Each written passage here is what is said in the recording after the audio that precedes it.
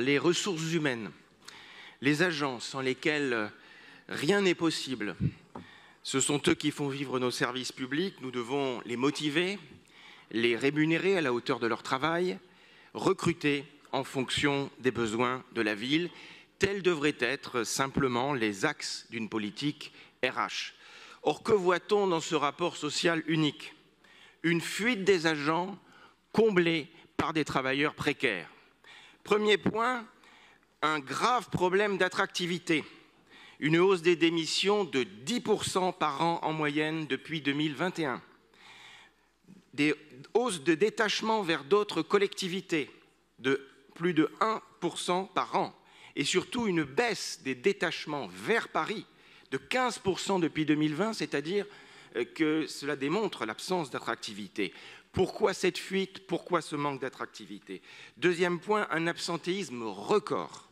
41 jours, plus de 41 jours par an par agent, alors que la moyenne n'est que de 14,5 jours dans la fonction publique. Cette anomalie devrait vous interroger. Je comprends que cela vous dérange, mais ne m'interrompez pas. J'en ai bientôt terminé. Pourquoi les agents sont-ils 3 fois plus absents à Paris qu'ailleurs? Cela devrait vous intriguer. C'est la démoralisation, c'est la démotivation. Troisième point, une durée légale du travail non respectée. 75% des agents travaillent moins de 35 heures. Quatrième point, l'explosion de la précarité. 5000 contractuels en CDD, plus 22% en un an. En fait, c'est une politique RH hors de contrôle. 53 000 agents contre 40 000 en 2001, alors que la population a diminué. A-t-on pu observer une augmentation de la qualité du service durant cette période?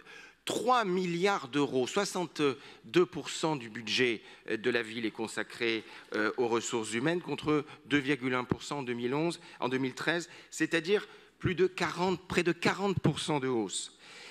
C'est une politique qui n'a pas véritablement de gestion prévisionnelle des effectifs et des compétences pour adapter aux besoins de la collectivité. C'est un choix d'une promotion automatique, c'est-à-dire que vous travaillez bien, que vous travaillez mal, de toute façon vous êtes assuré d'avancer.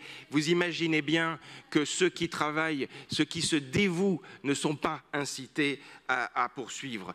Alors au final, c'est trop tard, bien sûr, en cette fin de mandat pour apporter des correctifs d'ampleur à cette politique. Seule une alternance pourra permettre de tout remettre à plat. Et ce sera dans 8 mois avec Rachida Dati.